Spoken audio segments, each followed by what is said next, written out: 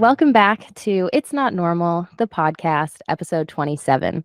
In this week's episode, we're talking with certified holistic nutritionist and women's health expert Nicole Bendayan about menstrual health, misinformation, and normalizing a newer narrative. Nicole, I'm really glad to have this opportunity to talk with you. How's everything going? Thank you. I'm so excited to be here. Things are going really well. Awesome. So we kicked off season 2 of this podcast talking about my experience with hormonal birth control, in part in response to the Washington Post article, which we will get to a little later on, and also because hormonal birth control had a direct impact on my mental health, which is what I mainly talk about. When I was first exposed to information pertaining to mental health, it was such an eye-opener for me because it explained a lot about what I had been going through. And it prompted me to kind of start conducting my own research so that I could better understand my own experience. And so I've listened to a few of your other podcast episodes, and something that really resonated with me, I think, about your story, and I guess how you got started, was that you were really into food and nutrition, but you didn't know as much specifically about women's health always. And after stopping hormonal birth control and realizing that there were 4 phases to our menstrual cycle, you started to do a bit more research on your own so that you could sort of better understand your own body. So can you talk about what that realization was like for you? That something that's so intrinsic to who we are as women, something that we experience, isn't necessarily common knowledge. Yeah, to be honest, it was really frustrating. And it was kind of this moment of realization that I had kind of given over the authority of my body to those who I thought had my best interest at heart, and to those who we kind of conditioned ourselves to believe had authority, and knew what was best for us, and knew or thought that they were giving us the information that we needed. And it turned out that they weren't, because like you, I had a lot of negative symptoms on hormonal contraception. And when I went off of it, even to the last moment of me going off of birth control, my doctor at that point, my third doctor that I had seen about my symptoms, still dismissed me, still invalidated me, and really told me that either it was in my head, all of these symptoms, or that it wasn't related to the birth control. And so when I went off of it and started doing the research similar to you, I found all of those symptoms and recognized that, hey, maybe this whole conventional healthcare system doesn't necessarily, not that it's with malintent or malicious intent, but that they don't necessarily know or don't have the tools to provide us with the information that we need.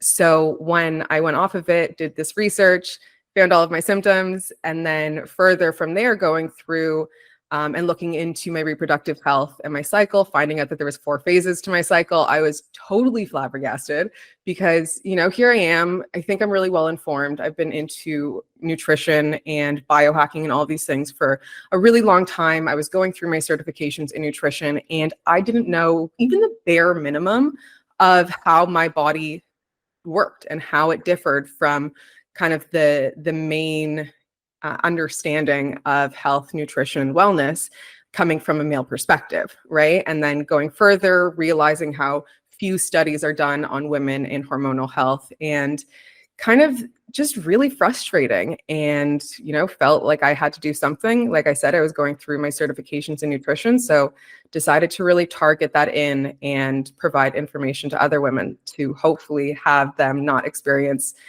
the same frustrations and delays that I had. That's amazing. I think it's kind of one of those situations where it's like you don't even know what you don't know. And Absolutely. so there's really not too much that you can do until this information becomes available. And I think that's one of the things, the really wonderful things about social media and the scale, I guess, the audience that you can reach from anywhere in the world with your own perspective and the experience that you've had, like you said, to kind of help other women not experience those same things and to give them the information that you wish that you had. And, I know for me, throughout this whole healing journey of mine, I think acknowledging my own behavior and becoming really self-reflective so that I can kind of understand, where are these behaviors coming from? How can I manage them to kind of best serve me? It's been really beneficial to take away their power, kind of giving these things a name, where, no longer am I just an anxious person, where it's something that's intrinsic to me, but maybe I'm feeling anxious today. And I think knowing where these things come from and why we're feeling the way that we're feeling, it's so beneficial in being able to manage them. And I think it's really reminiscent of understanding and learning more about the 4 phases of our cycle, because there is a reason that we feel so differently throughout the month. And so, can you kind of touch on the 4 different phases of the menstrual cycle? And also, how intent are you, both, I guess, personally and professionally, on catering your life to your different phases? Totally. I guess I'll start with that because it kind of sets things up. But I love to, of course, tailor my nutrition, fitness, lifestyle, and everything else to my cycle. But like you were mentioning, it really enables us to really focus in on what we're feeling versus having it being intrinsic to us and being able to separate ourselves like that. So it enables us to give ourselves so much more grace and so much more kindness and self-compassion. But also, there's a quote that I love, and I don't know who to attribute it to, but it's a problem well understood is a problem half solved. And I Mm. love that because when we actually understand what our hormones are doing throughout our cycle, we're able to not only be able to give ourselves more grace, but also predict and prepare for what's to come and to set the situation up for others around us as well. I know that I've always struggled with my mental health as well. And that was a huge component of how I felt throughout my cycle because oftentimes, when I was luteal, which we'll get into, I would be really short with the people around me or get really irritated or frustrated and not trust myself because I felt like I couldn't be stable. I couldn't be consistent. I couldn't have this like stability level. So even when I wasn't necessarily feeling those things, it was intrinsic to me. And I felt this immense amount of guilt for why I was acting like that, et cetera. So let alone being able to tailor your nutrition, fitness, and lifestyle to your phases. So you're able to, minimize those negative symptoms and mitigate a lot of the issues that come with it and really support our bodies so our bodies are functioning properly. It just gives us a better understanding of ourselves. So we're able to navigate the world in a more confident and thorough lens, which I think is a really powerful thing. But I can get Mhm. into the 4 phases. And Great. we'll set it up kind of in 4 phase syncing purposes. So tailor your nutrition, fitness, and lifestyle, because there are different cycles that are going on kind of at the same time. There's our uterine cycle, our ovarian cycle, our hormonal cycle, et cetera. But for phase syncing purposes and how it kind of breaks down even better is through these 4 phases. So we start off with our menstrual phase, which is the first phase of our cycle. We all know and love it. This is when our period is happening. And that's actually the start of a new cycle. So our cycle goes from the first day of our period to the first day of our next period, which a lot of people think that the menstrual phase or your period is kind of the end of your cycle, but really it's the beginning of your cycle. Because at this time, your hormones are at their lowest. Your endometrium is shedding and you're actually going through your period. And then when we get into the follicular phase, which is the next phase of the cycle, we have what are called follicles in our ovaries that house our eggs. And as these start to develop and grow, one becomes dominant throughout that one cycle, but it starts to produce estrogen. And estrogen is growing through the follicular phase or being produced through the follicular phase. Then once estrogen hits sufficient levels, it triggers the release of another hormone called luteinizing hormone. And this is what actually triggers ovulation to occur. And ovulation is a peak event in our cycle. And for phase syncing purposes, we like to consider the ovulatory phase kind of those few days before ovulation and those few days after ovulation. And it's really important to note that without ovulation, you're not having a true menstrual cycle. Because after ovulation, what ends up happening is that follicle that once housed the egg transforms into what's called the corpus luteum, and that produces progesterone. And progesterone is the dominant hormone for the second half of your cycle and into your luteal phase. So progesterone will rise after about 6 to 7 days after ovulation is when progesterone hits its peak. Estrogen also like dips and then rises a little bit as well. But if an egg isn't fertilized and implanted, then both estrogen and progesterone will fall, and that will trigger a new cycle to begin. Wow. It's amazing to hear, an actual explanation of like the different phases and everything that happens throughout your cycle, because even, when I was younger, like in health class and things like that, the explanation of women's health and your menstrual cycle, I feel like it's so simplified to just, your period. And that's really Mhm. all that, health teachers or anything like that talk about. And, even kind of touching on what you were talking about earlier, how understanding ourselves can kind of help us to prepare for everything that we've got going on and even the people around us. I Mhm. think in a lot of ways, understanding why we're feeling the way that we're feeling is so validating. And I had a similar experience, when I was kind of starting to realize all of these things about mental health. I had grown up thinking that I was, a pretty positive person and that, everything in my life was really great and, my life was pretty much like everyone else's life. And then, you start to realize these different things as resources become available and you look at it through this completely different lens, which can be shocking and frustrating, but it helps you to understand yourself. And even still, there are times when if I'm feeling a little short or a little overwhelmed or anxious, I can kind of pinpoint those emotions to what triggered me, why I'm Mhm. feeling like this. And I think, like you said, it's a problem half solved because I understand now at least where they're coming from. So I can start to take the steps forward um, to kind of alleviate these issues, to move forward in a healthy way. And I think that's one of the, again, really great parts of social media, being able to put ourselves out there and, to speak to other people who have had similar experiences where, I think especially these topics where there is some research there's some kind of science behind it, but Mhm. I think some of the underlying side effects maybe haven't been uncovered fully, or maybe they are dismissed by other people. And that kind of brings me to this article because, like I Mhm. said, that was kind of what kicked off this second season of the podcast. And the first red flag for me was the language in the first paragraph. I didn't even get beyond that when I was like, wow, okay, this is a little strange. Quote, young women blaming their weight gain on the pill, testimonials complaining of depression and anxiety. I've only ever spoken on things that I've experienced personally, and I can attest to the fact that when I was on the pill, I was so much more anxious. I felt paranoid even sometimes, and handling stress and negative emotions was a lot harder for me. And so these first few sentences were just incredibly invalidating. And so I was just wondering if you could talk a little bit about some of the side effects that you experienced when you were on the pill, and I guess what the correlation is between hormonal contraception and a lot of these very real side effects that women speak about that were dismissed not only by this article, but by healthcare professionals. Yeah, totally. Well, I think that it's important to bring in the fact that like estrogen and progesterone, which are dominant hormones through our cycle, have a very wide-reaching impact on our bodies.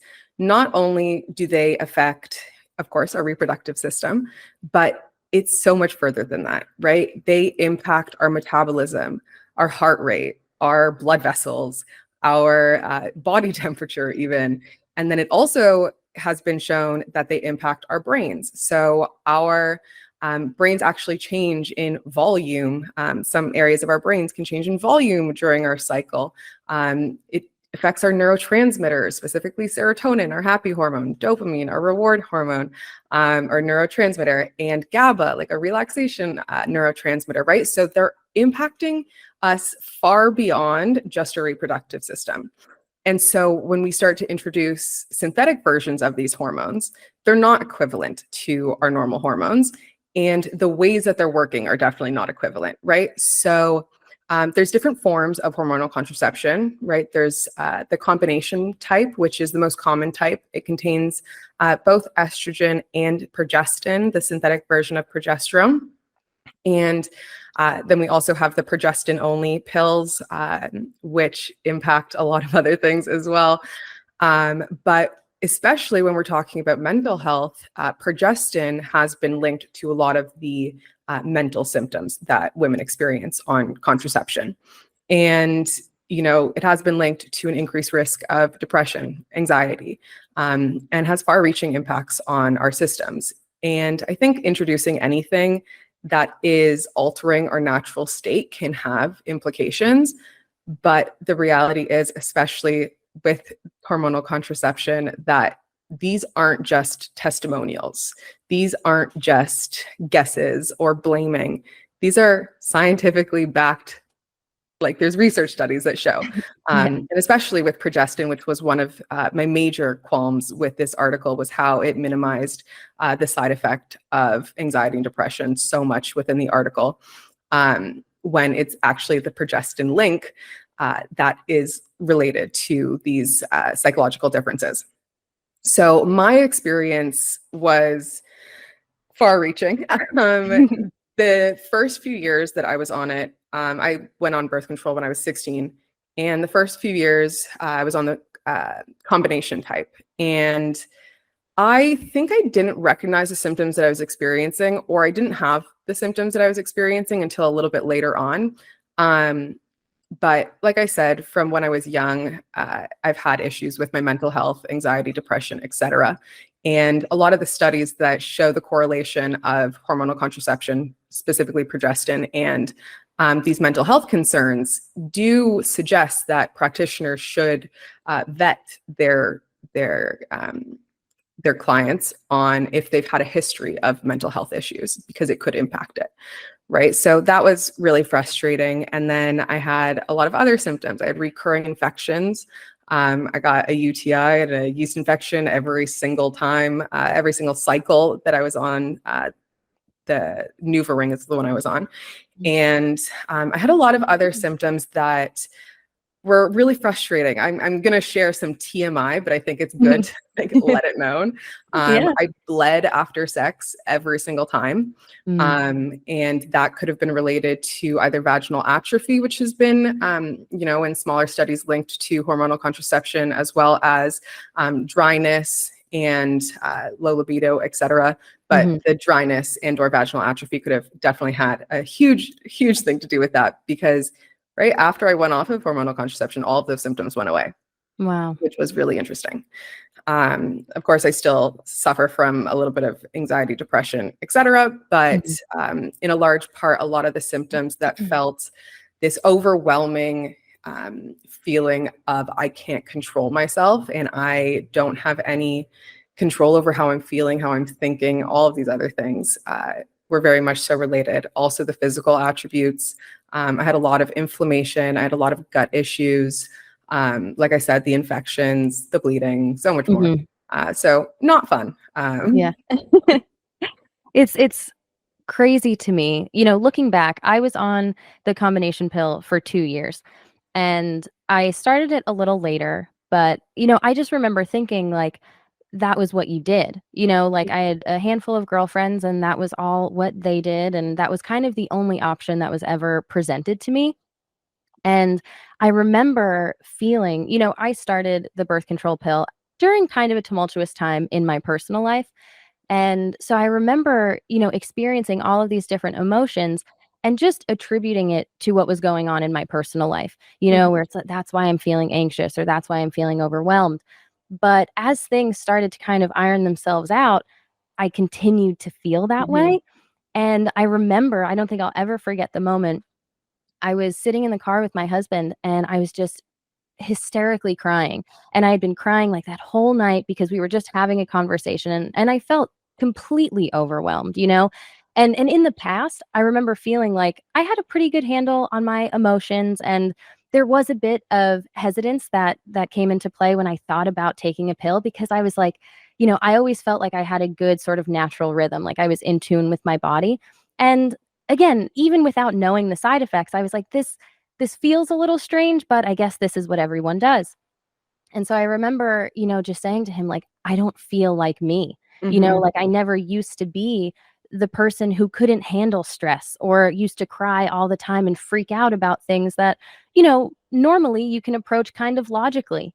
And so then that was when I started looking into alternative methods, because it really kind of permeates so many different aspects of your life, when especially if you've got some underlying mental health struggles to begin with.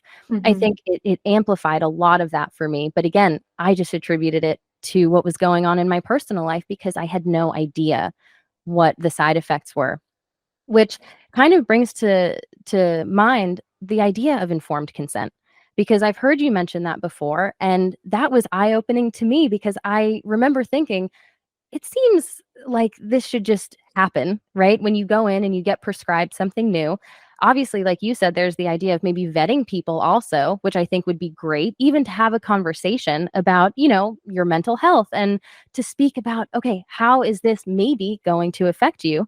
Mhm. So, what is informed consent, and why do you think so few women are given informed consent when they're prescribed hormonal birth control? Um, I'll start off with why I think we're not given informed consent. I think a lot of it leads back, again, I'll reiterate, I don't think it's with malice or malintention. Um, I've spoken to quite a few doctors that have told me that they don't really have much training about nutrition and alternative saying alternative, but it's really the least alternative. But nutrition, there's a recommended 25 hours of nutritional training to become a doctor, but most schools don't even teach that. Wow. So they're not given these other resources to be able to provide us with other measures. And instead, they're informed that there is a symptom and here is a solution in the form of a pharmaceutical, Mm, right? So it's more so reactive. And in that case, of course, as you know, there's so many women that go on hormonal contraception, not just to not get pregnant, but also for other, pretty much any women's health issue, whether it be acne, irregular cycles, heavy bleeding, painful periods, etc. We're always just told to go on birth control because mhm, that is the solution that when doctors have been educated, we're told is the solution to these problems. But it's really just a band-aid solution, right? And then for me, what I think informed consent means. So there's the informed consent of walking you through what the very real and well-known side effects are and what that might mean for you specifically. Like you were saying, to be able to vet somebody and actually inform them of how this could impact them, even so to inform them of like, hey, let's keep track of these things to see if there's mhm, any sort of differences after you start it, right. right? So actual informed consent about what the potential short-term and long-term effects of this might be, because there are long-term effects, let alone with mental health, but also with bone density and so much more, right? And then the next kind of aspect of informed consent is, are you given alternative resources, right?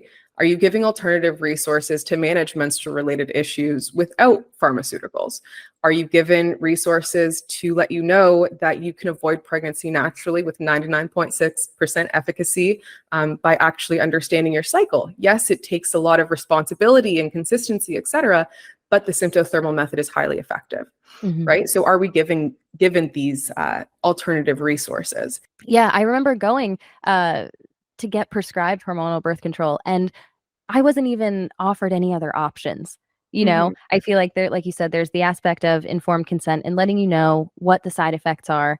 And just, something as simple as that, just sort of a baseline understanding of what you're going to be putting in your body and some changes that you might notice. But I think, again, to offer up these other methods could be Mhm. so beneficial to people depending on their lifestyle, because it does kind of seem like a band aid where this is like the one size fits all contraception and this will help you with this, that, and the other thing. But that doesn't necessarily mean, one, that it's a positive thing, and two, that it's best suited to your lifestyle. Mhm. And I think the only way to really combat that is to put more information out there as we learn it ourselves. And I remember I felt so compelled to start sharing once I started to learn a little bit more about mental health, because I figured, if I had seen this 5 or 10 years ago, what I'm talking about now, would have been a little better off. I would have been a little bit more informed. And Mhm. I'm sure you feel, similarly with the work that you do. Yeah, absolutely. And I don't disagree with birth control. I believe in the access to hormonal contraception. I believe that we should have access, but I do believe in informed consent, that we know the side effects, that we know if it's good for our specific body. I think that was like the third Mhm. one. Right? Going through that vetting process of, hey, is this actually what's right for you? Mhm. And those alternative resources, then like, yeah, make a decision. And if you choose to go on hormonal contraception, then you're going into it knowing what you're doing, right? So Mhm. the actual impacts on the body. The other thing is that, hormonal contraception can impact different things in our bodies, right? So It's been shown that it might change our nutrient requirements. So it depletes certain nutrients, and a lot of those nutrients are also really, really important in the stress response. So that is potentially why some people may also experience that stress intolerance or the inability to deal with stress, that it also impacts our microbiome. And, in that case, letting me know that, hey, take a multivitamin and take a probiotic, and maybe you can mitigate some of the negative symptoms that might be maybe not directly related to the birth control, but indirectly due to how it impacts our systems. Right? So if that happens, then we can make an informed decision for ourselves. But it's really unfortunate. I've been super grateful and fortunate to be able to build the platform that I have and the audience. And what that also comes with is a lot of women sharing their stories with me. And a lot of women sharing how, they felt so lost and confused and they're experiencing these symptoms, but they're told to just stay on birth control or like try a different type or come back when you want to get pregnant, even though, if you're suffering from irregular cycles or you're not ovulating and then you want to come back to get pregnant, how long is it going to take you to address what's going on once you decide to go off of hormonal contraception, right? Because when you go off, a lot of the symptoms end up coming back, the same symptoms that you were experiencing prior, potentially worse, etc. So it's, are we actually able to then be able to get pregnant if that's what we so choose, right? So, and also, again, with agreeing with having access to hormonal contraception, I think it's really important that some people have access to also going through other methods of trying to heal themselves naturally before getting onto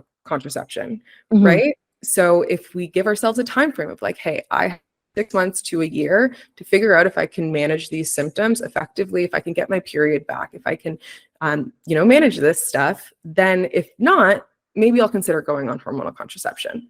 But for it to be the first line of defense, I think is a huge detriment to women in the whole. Yeah, I completely agree. And I think, access is so important. And I think also is information. I think there needs to be more of a balance, because depending on your lifestyle, hormonal contraception might be the best, simplest solution for you.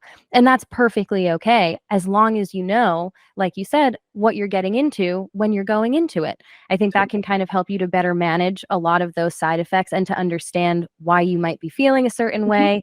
And like you said, to kind of support your system otherwise with a multivitamin or to kind of replenish all of the things that are being depleted. And, you mentioned building your platform and a lot of other women sharing their experience. And I think similarly for me, that was one of the most validating aspects of starting to share on social media was just the outpouring of empathy and understanding, I think. Because up until that point in my life, I hadn't really had a conversation about these topics before. And I think when you start to put yourself out there and you talk about something that, you've personally experienced that's affecting your life, and then you see so many other people have had the exact same experience, but because there was nothing to connect you, there was no, information out there that made it widely known. It's such a wonderful way to build a community. I think, you feel this camaraderie from so many other people, and it is really validating. And I think it speaks to how important it is to have these conversations. And I wanted to talk to you a little bit about what it's been like for you to kind of normalize this newer narrative, on social media, because I think, it's no secret that women's health is not at the forefront of, the medical field or politics, given this article. And I think just the social conversation as a whole. And, I think with what I do, sometimes speaking negatively about parents and very real unhealthy behaviors is almost kind of taboo or just discounted, that I'm some spoiled kid, talking bad about my parents. But I think when you have so many other people sharing their experience, it kind of makes it that much more important. But anytime you put yourself out there, especially publicly, I think you run the risk, obviously, of being discredited or misunderstood. And so, what has that experience been like for you, speaking about these alternative natural methods to hormonal birth control? Yeah, that's an interesting question, because it has definitely been a journey. I started in the women's health space specifically about 3 years ago. And I came out because I learned about phase syncing and tailoring your nutrition, fitness, and lifestyle to the phases of your cycle. And I thought that that was a really cool thing to be able to people. Because, I had been talking to a lot of other women who also knew absolutely nothing about their cycles. And I was like, I feel like this is something that, um, could be a good direction for me to take in my career as a nutritionist. So I started to gain more certifications, et cetera. But then when I started to talk on the matters, there was so many other experiences that people were having of PCOS, endometriosis, PMS, etc. And I really just wanted to figure out a way to bridge it all together and create kind of a platform or a way to make women feel more understood, more heard, more, give them access to those resources.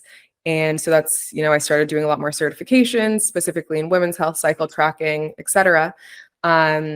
And then, getting into the alternative contraception as well, doing certifications in that, and then bringing that to the public. And, what I really saw, first of all, was when I started to talk about this, I never expected, to grow the platform that I had. I expected to have like a calm little business. It was COVID time. I needed something to do. And I thought this was a pretty cool avenue to go through. And then about a year into business, I had changed up my programs and I was releasing a new program. So I finally joined TikTok.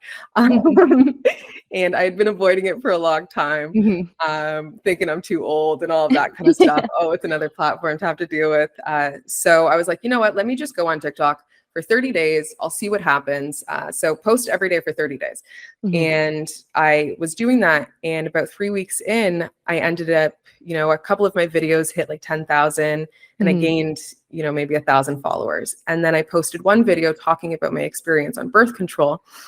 Which, fun fact, after the Washington Post article came out, that video that was at 10.5 million was taken down. So that was fun.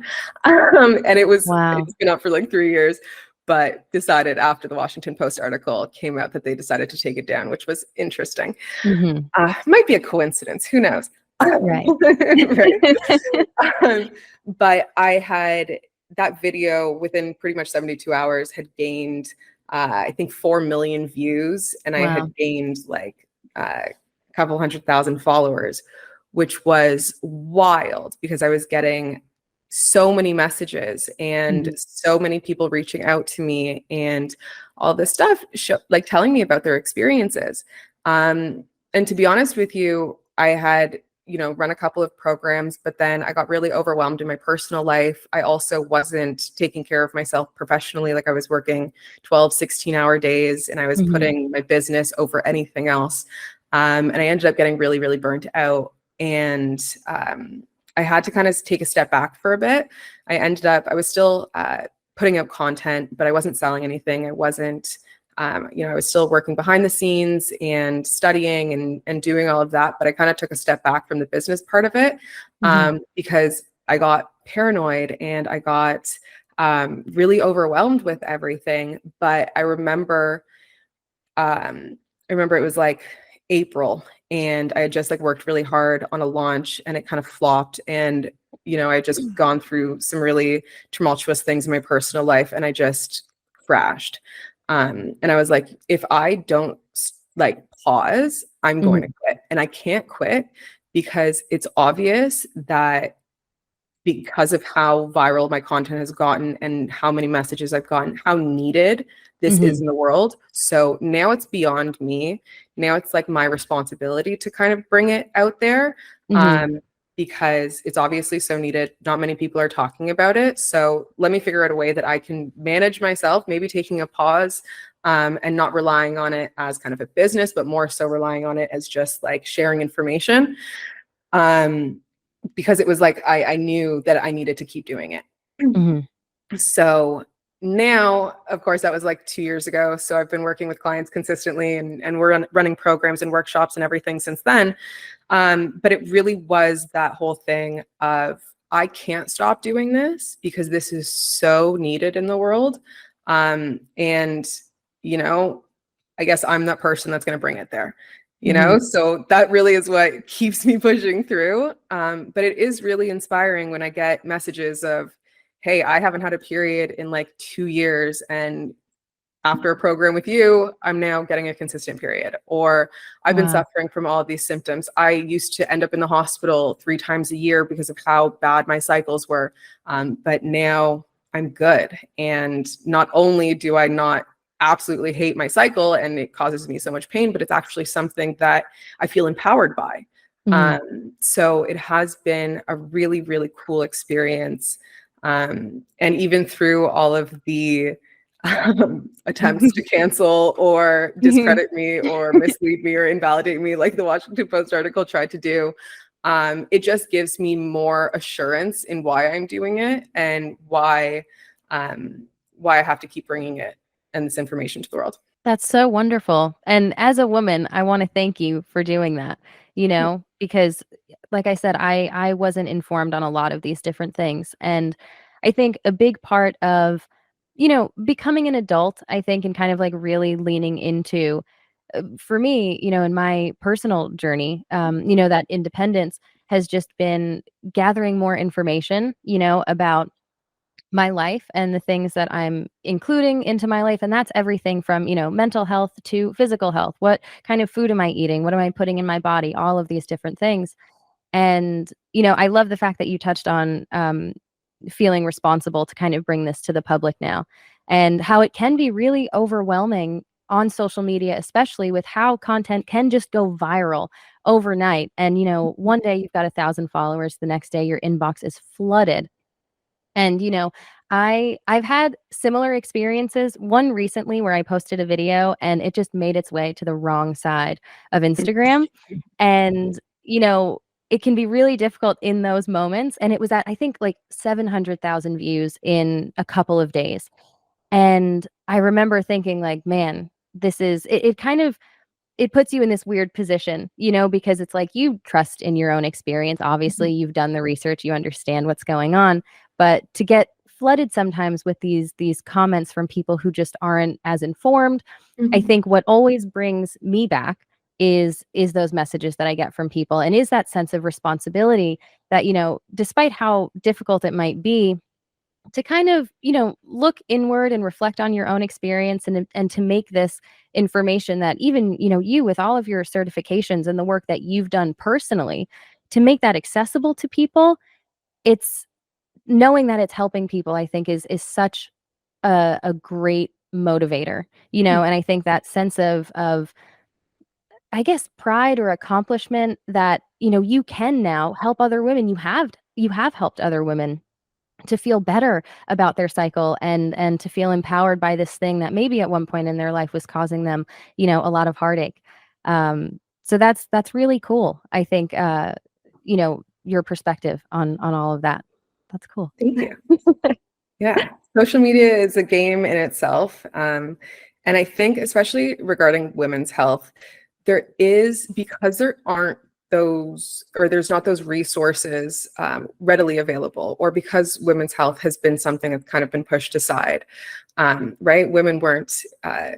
It wasn't necessary to include women in a lot of research studies until 1993, right? So I can't that believe alone. that.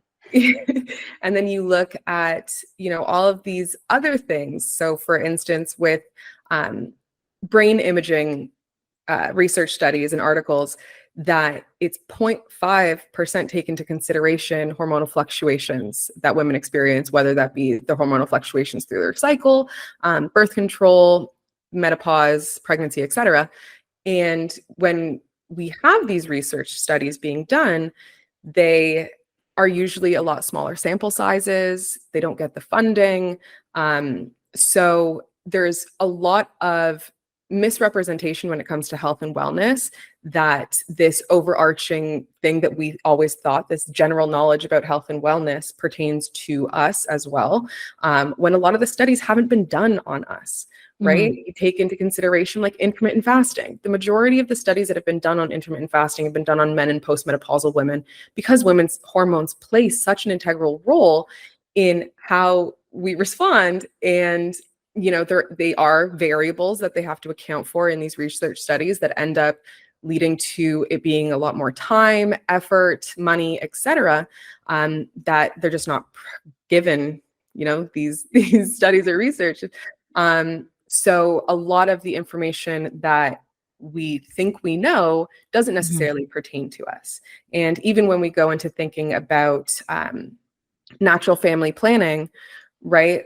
A lot of people have a lot of things to say about natural family planning, but there's different types of natural family planning. And because they're all lumped together, it's not effective. If we lump it together, it's not effective because, that includes the calendar or rhythm method. That is not effective. It's like 75% effective at avoiding pregnancy, which is not good. And please don't use just the calendar or rhythm method to avoid pregnancy, because that's the method that you're just putting in the days of your period and guesstimating when ovulation would occur. But then you have something like the symptothermal method that is backed in science. It takes into account your in the moment biomarkers, which are physical signs that your body gives you in response to fluctuating hormones. So if you understand and learn how to observe, track, chart these biomarkers, and then follow a specific protocol, then it's very effective at not getting pregnant. So every time I post something about the symptothermal method or natural family planning, I try to make a distinction that this is not the calendar or rhythm method. This is a specific method that is 99.6% effective. But then I get so much backlash saying things like, oh, but my friend got pregnant on her period. The other methods don't take into account premature or delayed ovulation, right? So it's these lump sums that women are like just kind of thrown to the side, and we're not provided with the resources. And I'm grateful that I'm able to provide these resources in a lot of ways, and I try to do so with integrity and ethics, and try my best to disseminate accurate and informed information. But yeah, the internet is a fun place to be sometimes. Yeah. It's definitely very interesting. And, I think something that I've heard you talk about that I completely agree with is, you're putting all of this information out there, but it's so important for people to also do their own research, and I think in listening to some of your other podcast appearances, that's kind of how you got started with this curiosity, and then you sort of took matters into your own hands. And I think when you're dealing with mental health or physical health, there are so many factors to consider that, what worked for you or I may not necessarily work for someone else. And I think that applies to a lot more than just the topics that we talk about. Take the article, for example. I read this article, and after looking into, your background and the work that you do and all of the certifications that you had, I felt like it completely misrepresented you. And so I just think it's so important for people to remember in whatever it is they're going through, whatever journey, whether it's with their physical health or their mental health, to take the things that you see on the internet and kind of use it to broaden your horizon where, okay, I didn't know that this was a thing. Let me look into this and see if this is something that I can manage. Let me see if this is something that better suits my lifestyle, and then go from there. I think a lot of times when you put things out there on the internet, especially dealing with topics like this, it's so easy for people to either blindly follow them and then to say, oh, well, it didn't work the way that I thought it would. Or, like you said, to kind of just lump everything together. And it's kind of like this really vague, broad interpretation of it, where you kind of have to push that disclaimer that this is my experience, this is the information that I've gathered, and you can do with that what you will. It's kind of a fine line, I think, to walk sometimes between, especially when you're dealing with an audience that is as big as it can be, depending on how your content gets out there. It can make it to so many different people and have so many different interpretations.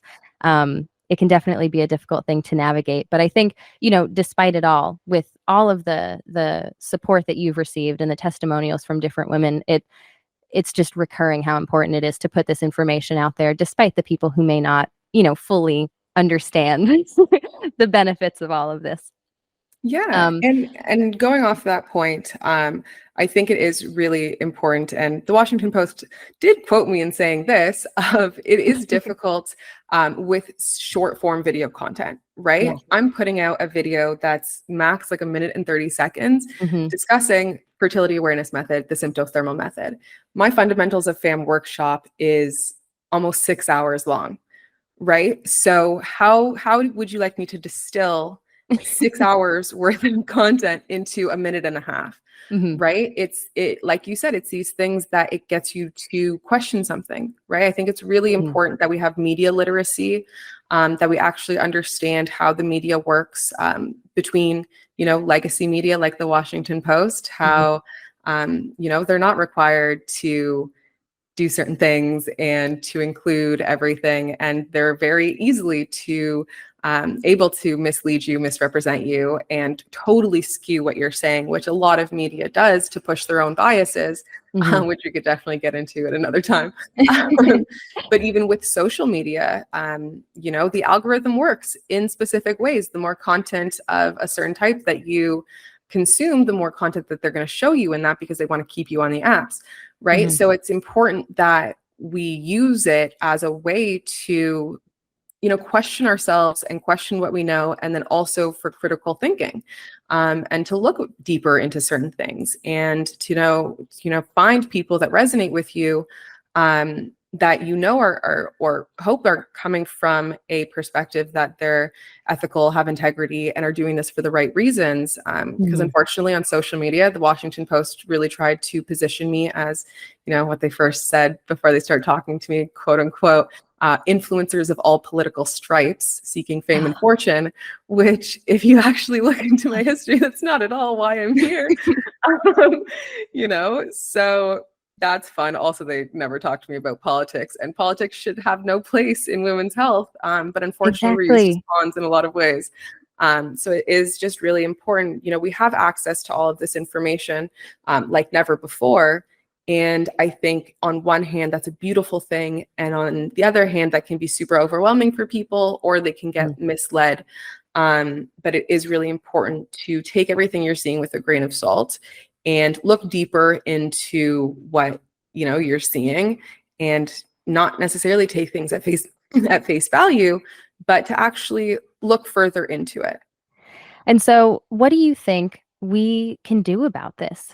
Do you think sort of the best course of action is just continuing as, individuals and using social media to put this information out there? How do we make sure that women are informed about their bodies, that they know about their cycle, and that they're not discounted by healthcare professionals when they go to them talking about all of these things that they're really experiencing?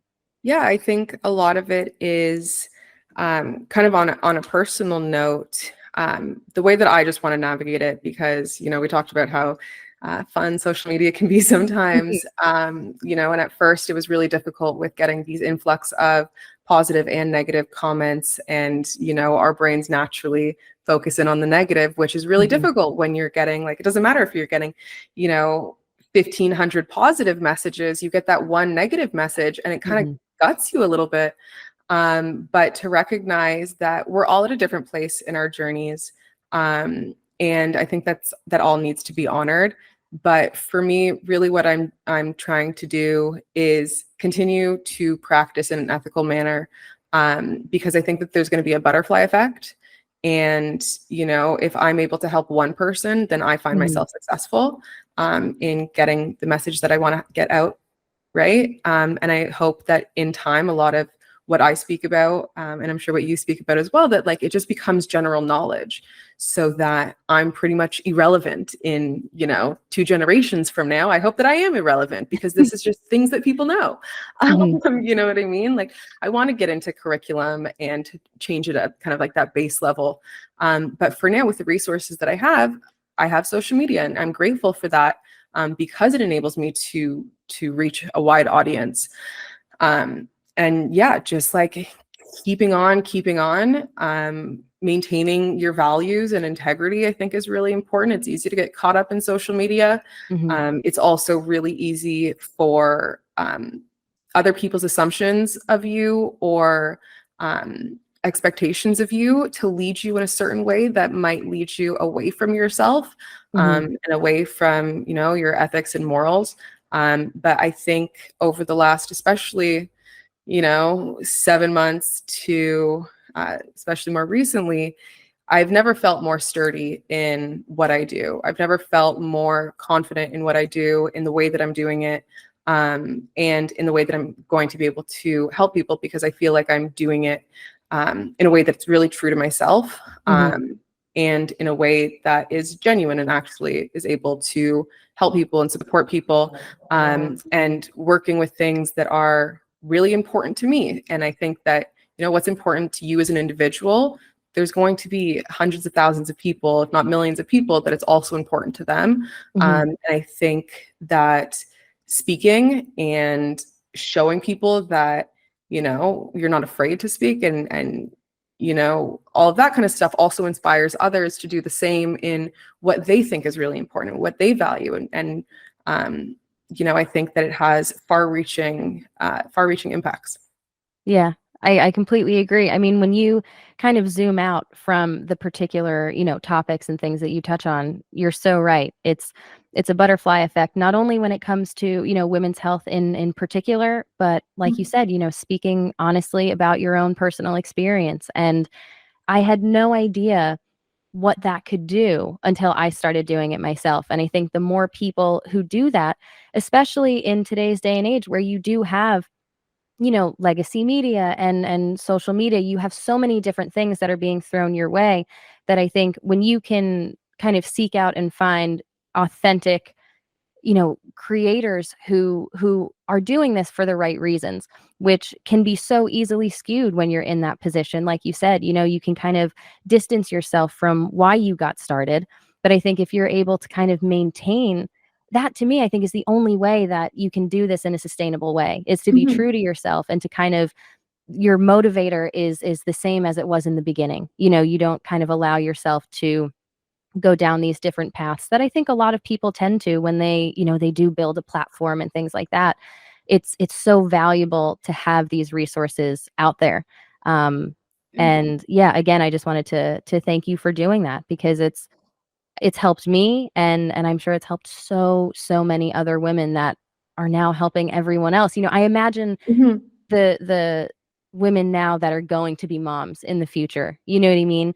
And the difference between what their talk might look like with their daughter one day, as opposed to the one that Totally. maybe they got, and how much better their daughter's experience will be as they get older. Um, Totally.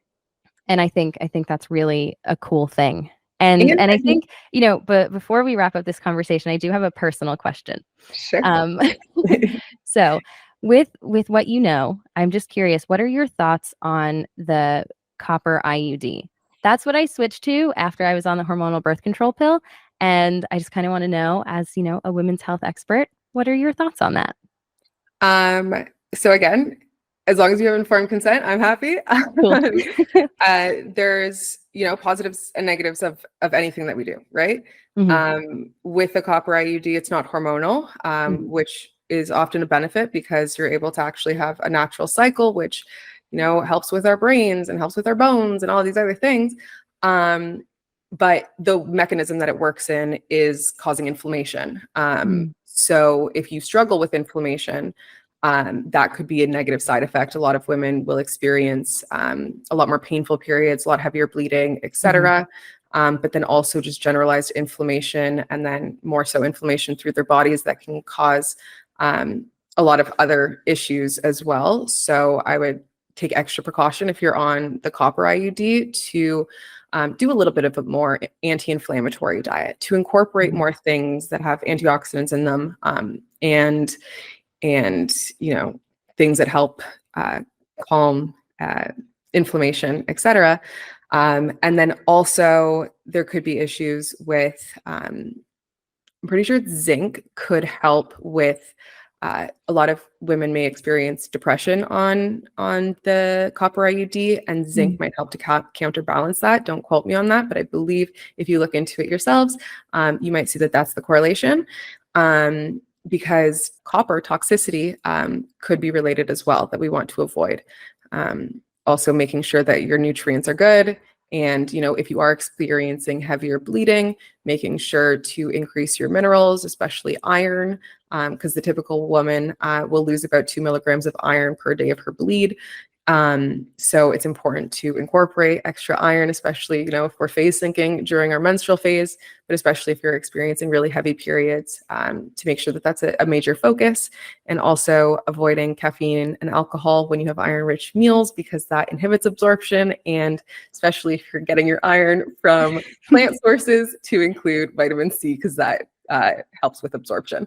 But those All are kind right. of the little things. The inflammation is really the thing that I'm most concerned about, because a lot of women do experience issues with inflammation, and the copper IUD could contribute to that. Cool.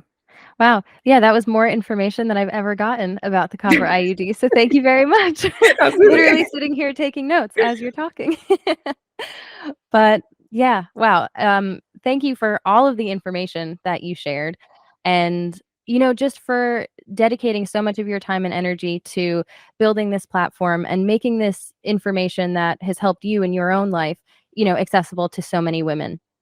I think it's really, life changing, and it's one of the things that, when I think about social media in general, is still such a positive. Mhm. It's kind of one of those, what's the word? Counterbalances Redeeming. it. It's Oh, one it's a of the redeeming redeeming quality. qualities of social media. Yes, absolutely. And I'm so glad Absolutely. that I really appreciate you taking the time to talk to me. And if anyone listening wants to learn more about the work that you do, or if you have questions about your own menstrual health, be sure to check out Nicole on social media. I'll have all of her stuff linked in the description of this video.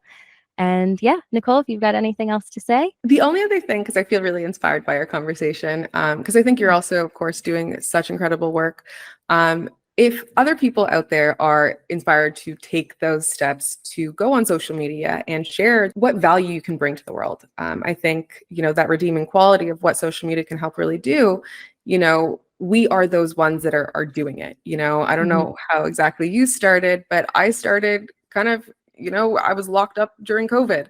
Mhm. And so it's just having the wherewithal to go and present yourself in a way, and leaning on the people around you and connecting with people like, you and I, Mhm. that can help to inspire you to actually bring value to the world if you think that you have something like that to bring.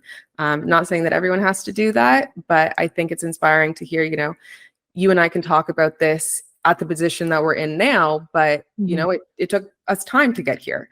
Mhm. And it took a lot of effort and work, etc. And everyone's starting at a different place in their journey. So whether it be in your menstrual health or your mental health or your journey to content creation or starting a podcast or whatever it is, find inspiration, find people that you connect with to lean on and to inspire you, and to um, make you feel like you can do it, because you can, in all of those different ways. I couldn't agree more. I couldn't agree more. I think that's the perfect way to wrap up this conversation. And I really hope that everyone listening, I hope you were able to take something positive from this conversation. I had a great time speaking with you. This was really, really Me too. great. And I'm excited moving forward to kind of dive a little bit more into my own menstrual health, and to take some more steps, I guess kind of supporting my diet. I think that's probably where I'm lacking the most. So that might be a focus for me in this upcoming year. You want So me back, and we'll talk about that specifically. We can come. oh, that sounds great. I would love that. Thank you so much again, Nicole. And I will talk to you soon. Absolutely. Thank you for having me. Thanks so much for tuning in. If you enjoyed this week's episode, please be sure to like this video, leave us a comment, and subscribe to our channel on YouTube. If you're listening on Spotify, be sure to leave us a rating. I'll be back next week with another episode of It's Not Normal, the podcast. Bye.